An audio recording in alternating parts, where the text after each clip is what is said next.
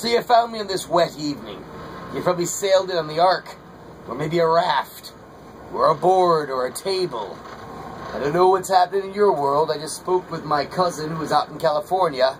They have wildfires. Well, on this side of the coast, of course, we have deluge rains. Isn't that the way?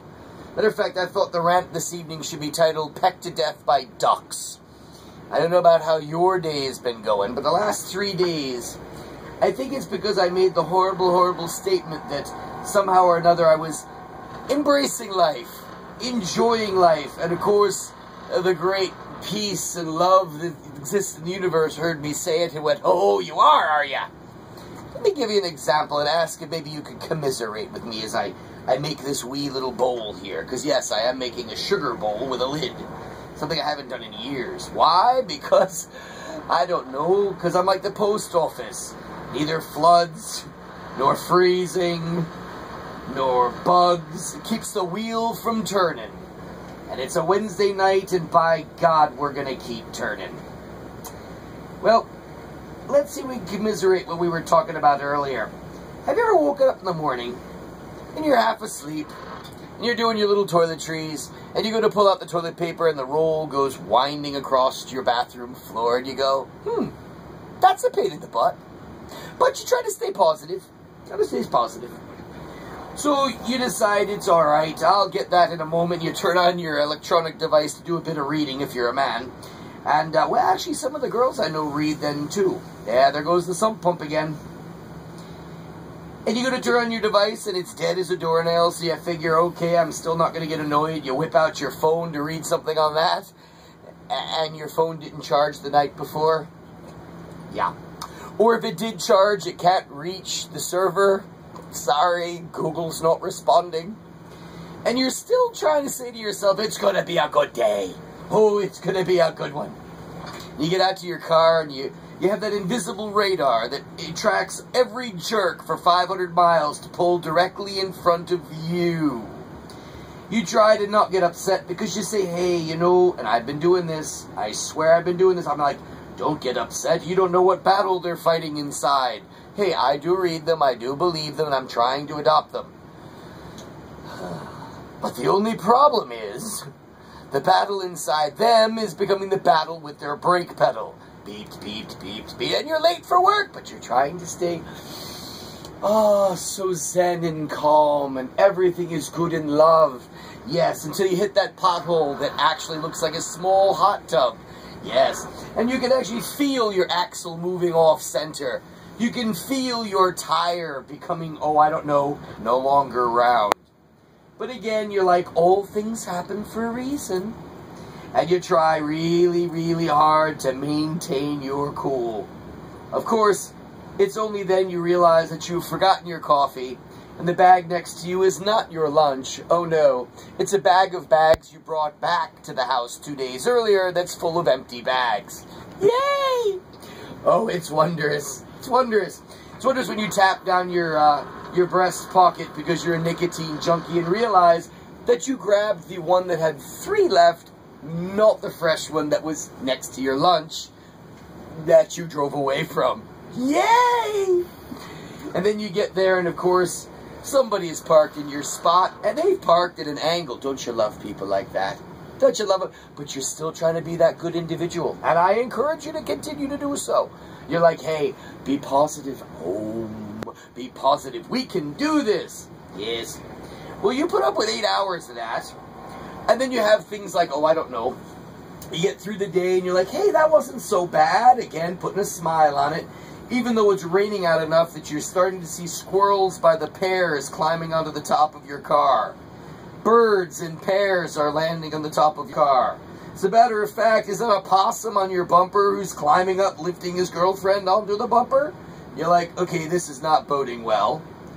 You go to drive home on 95 and realize that, yes, the water is touching my hubcap.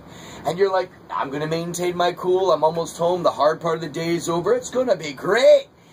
And then the tractor-trailer marathon goes past you and your windshield wipers go, oh, sweet God! Yeah, it's a lot of fun. And, of course, the ultimate insult to injury, for me at least, was as I snuck the window open a wee crack, just to get some air in the car, because the rain's pouring down. You get it then?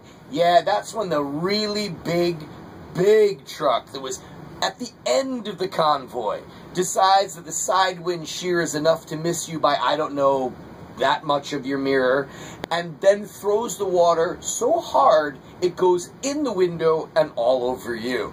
And you're like, seriously?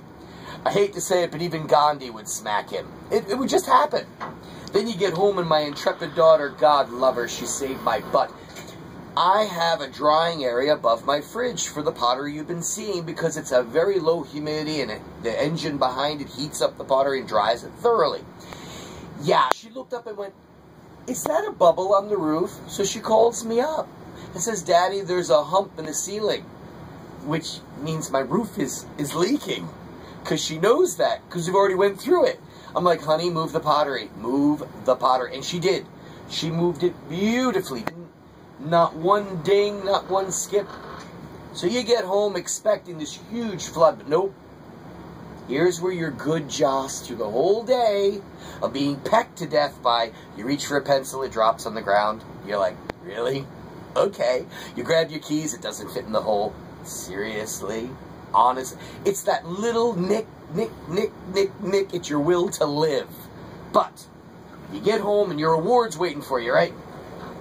I didn't have a major flood in the kitchen. Nope, not at all. As a matter of fact, I did punch a hole in it, put my finger up through it, I could feel the wet stuff, so we are going to need to replace the roof. That's not great news. But the fact that it's not raining indoors, that's much better news. And then coming downstairs and my poor little sump pump's going, really? Every 4 minutes, 40 gallons? I'm only this big. So, of course, we ran to Home Depot and got a spare pump, just in case, just in case.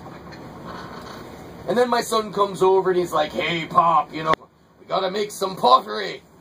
Yeah, I hear ya, son, I hear ya. So you dig down deep and it's good. And you know what? The rant is basically about how frustrated it is, but I hate to tell you, it's got a lot better ending than you really anticipate it's going to be. Because in the end, my roof's not caving in. Nope. They had the sump pump I needed. I got to have a conversation on the Facebook with two very old friends of mine I care very much about. One is a past teacher friend. Another one worked with me at the Ren Fair. And I hadn't heard from either of them in a while, and they just popped out of the blue. I have another friend of mine in PA, works night shift, and he had sent his hellos. And in the end, as I sit here making the bowl and starting to round it out, this is the tough part, so I have to be rude and turn my face from you. Because this I can't do blind. In order to do a lid on a bowl, you actually have to convex it in on itself. And that's a little tricky even for me. I know there are potters out there that are lid masters. Me, not so much. I don't know how to lidded vessels, but I'm going to start doing it more in the summertime. I want to make a whole series of like lidded cups, lidded bowls. Only because, A, it's hard, and B, well, it's like anything else in your body. If you don't use it, you'll lose it, and I don't want to lose the ability. But I guess the moral of my story and rant this evening is, yes, days like today, even I have a hard time staying positive, staying up, staying happy. I get it. I truly get it. But you know, if you can maintain your cool, if you can keep a sense of humor, if you can somehow, some way, after screaming loud words in your car by yourself, try to look back on it and go, you know what? That wasn't so bad. And you start counting your blessings instead of all the negative you've just been through. In the end, it's worth it. It really is worth it. So I'm going to leave you with that tonight. That, yes, there are going to be days that you soar with the eagles. There are other days you're going to be pecked to death by ducks. One peck at a time. But if you can withstand it, you'll be a stronger person. You'll be a better person. And me, I need that strengthening every day. I'll leave you with this thought. It says in the good book that God will never give you more than you can handle. And I gotta tell you, by what I've been going through the last week, God must think I'm a superhero. You have a good one, and be well.